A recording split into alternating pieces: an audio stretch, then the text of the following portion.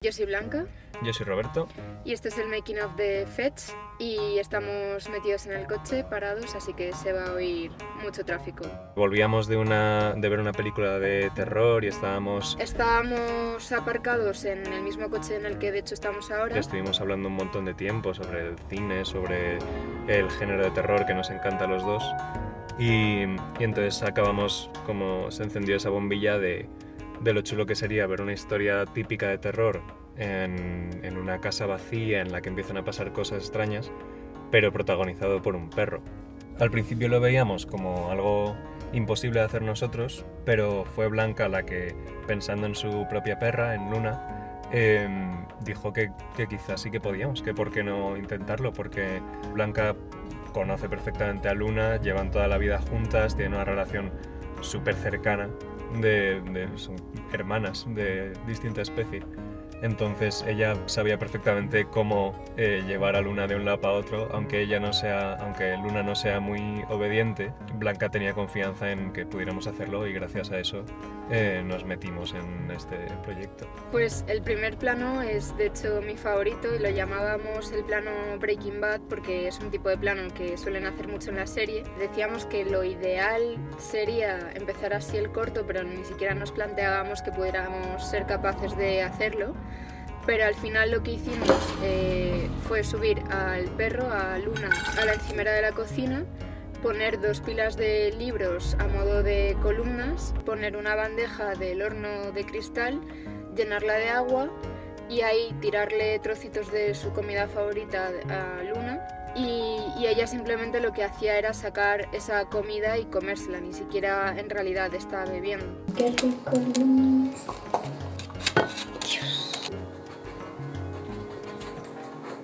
No. Todo el corto tiene el sonido generado de cero, es decir, nosotros no podíamos grabar sonido directo para después poder utilizarlo, porque durante todo el corto lo que estamos haciendo es... ¿Luni? Luna, Luna, Luna. Luni. Mira, Luna, mira. ¿Vamos a jugar? Y muchas veces es sonido que yo fui grabando con Luna en casa de su respiración, sus patas, su forma de beber o lo que fuera, pero también hay muchísimo sonido sacado de internet gratis y mezclado de forma que nos funcionase a nosotros. Entonces sabíamos que el sonido lo teníamos que hacer desde cero en postproducción. Lo que no sabíamos es que iba a ser un parto tan jodido. Uno de los puntos en los que más trabajamos fue ese primer plano, que tiene, pues yo qué sé, como 12 capas de diferentes sonidos para conseguir esa textura de bajo el agua, de un perro, además un poco a cámara lenta, que llega, que luego olfatea, luego tal.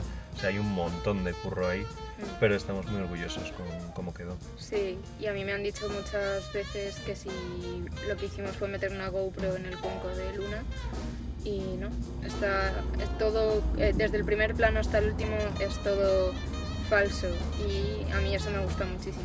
El silbido que oímos y el resto de silbidos son de Roberto, porque además descubrimos que yo no puedo silbar sin echar mucho aire.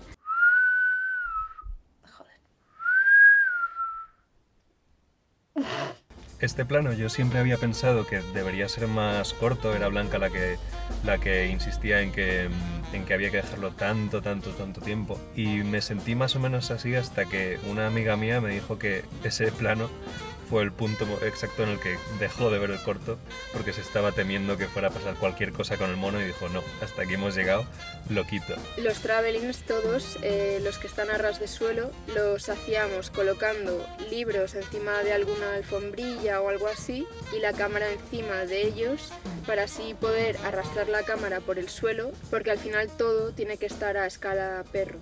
Ahí lo que mola mucho de ese plano de Luna entrando es que actúa muy bien, porque lo que hace es mirar a su alrededor olfateando, viendo a ver qué es lo que hay ahí. Entonces es casi como que ella misma nos lo ponía súper fácil, lo hace muy bien. Como teníamos muy pocos recursos de iluminación, lo que se ve en el corto final no es lo que está captado en la cámara. En cámara se veía perfectamente lo que había detrás del mono en esa oscuridad y tuvimos que falsearlo, tuvimos que hacer una serie de máscaras de sombra para ocultar lo que sea que está guiando a Luna hacia él. Efectivamente, tanta oscuridad debajo de la mesa no es natural y a lo que te lleva a pensar es que hay algo debajo. Y encontrar el gruñido perfecto fue complicado, porque Luna solo gruñe cuando está jugando y ahí es un gruñido completamente distinto. No es el gruñido de tengo miedo, me siento atacada. Y luego buscando gruñidos en internet es curioso porque era complicado encontrar el tamaño de perro perfecto. O sea, o eran muy pequeños o eran muy grandes. Hasta dar con algo que sonara como que podía venir de verdad de Luna, estuvimos buscando bastante. Pues los sonidos del monstruo en verdad fueron una de las trabas más grandes de este proyecto porque nos costó muchísimo decidirnos cómo queríamos que sonase, porque cuando lo escribimos y lo rodamos teníamos muy claro que queríamos que se pareciera a un sonido de la peli Mama.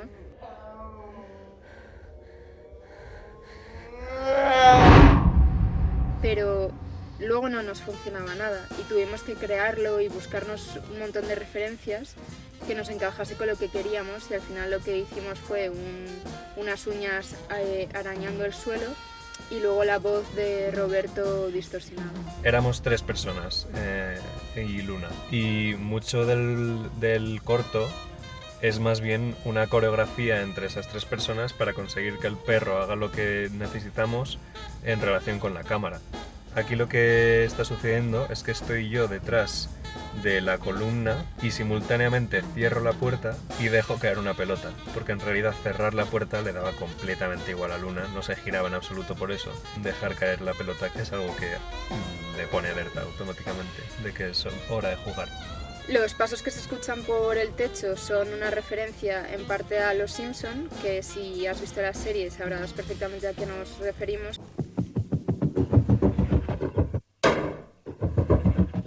Pero también son una referencia muy grande a un corto en concreto que se llama Lights Out, de un tío que para nosotros es una gran referencia.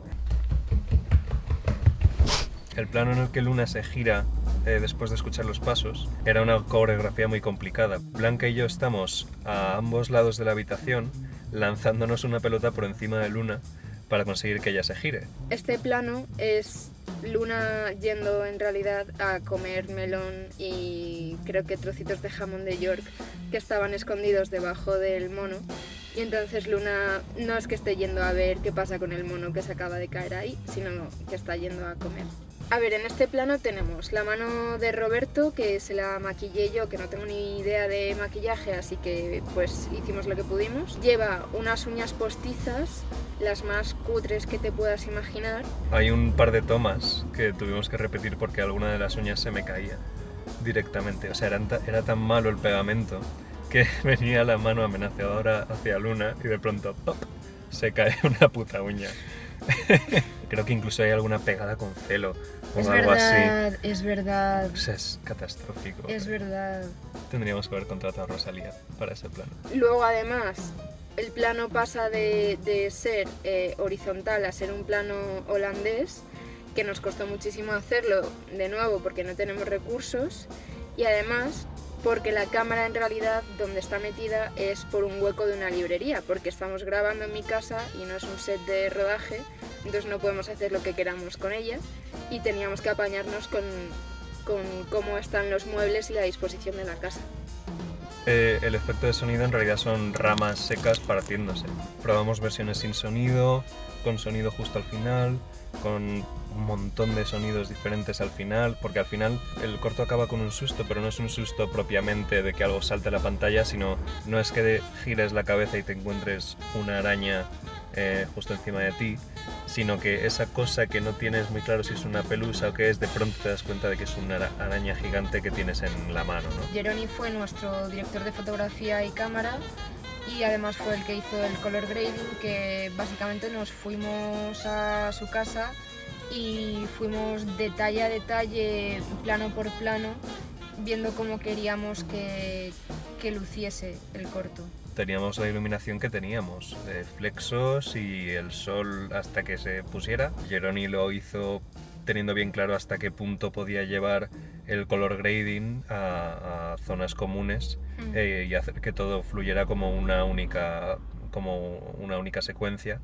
Pensábamos que nos iba a llevar muchísimo tiempo grabar con un perro, grabar con Luna, porque además no es un perro especialmente obediente, ni mucho menos. Pero creo que por el hecho de convivir tanto con ella, nos la conocíamos muy bien y entonces sabíamos perfectamente qué era lo que iba a funcionar para que ella hiciera las acciones que necesitábamos. Pero, por ejemplo, hay una cosa que a mí me gusta mucho de este corto y es que está todo muy trucado. Es decir, Luna en ningún momento está haciendo lo que parece que está haciendo. O está jugando o está comiendo, o incluso estamos nosotros sujetándola y después liberándola para que parezca que empieza a caminar por propia voluntad hacia algo. La verdad es que Luna es casi el perro perfecto para este papel, pero en cierto momento pensamos en hacerlo con otro perro. Con el perro de mi madre. Y nos daba esa sensación de que no... Bueno, aparte de que ese perro el 70% del tiempo tiene una cara de imbécil que no puede con ella, tiene una sonrisa enorme.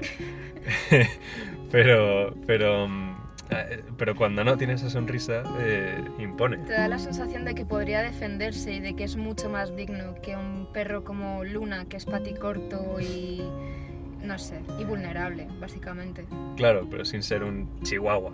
Sí. Que es que no te lo podrías tomar en serio. No, un desde puto chihuahua luego. en esa situación. Sí, desde luego. Y es curioso porque a día de hoy el corto no lo podríamos grabar tal y como lo grabamos en su día, porque Luna desde entonces ha envejecido bastante y, por ejemplo, no nos escucharía cuando la llamásemos o no nos prestaría la misma atención o no le apetecería tanto jugar con los juguetes que le enseñábamos y ese tipo de cosas. Entonces, casi es como que pudimos grabar el corto en el último momento en que podríamos haberlo grabado. A día de hoy ya no se podría grabar, o al menos sería mucho más difícil o sería muy distinto. Al final conseguimos un corto muy casero, muy cortito, muy sencillito, pero del que personalmente estamos muy orgullosos. O sea, nos gusta muchísimo, llevó mucho trabajo y no sé, a mí me gusta un montón y espero que a vosotros os guste también.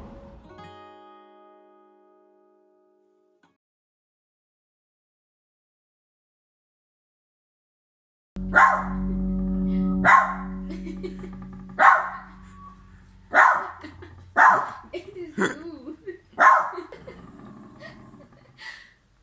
Eres tú, Luna. Es una peli de terror para ella.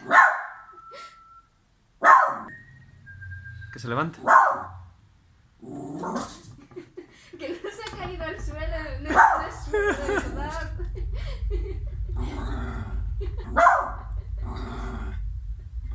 Eso es un mono.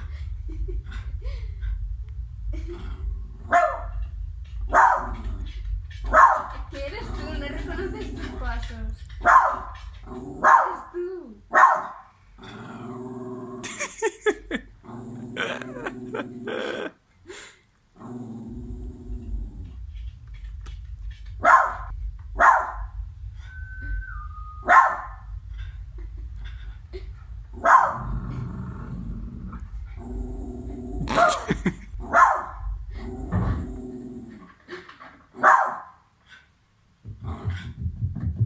¿Qué pasa, Luna?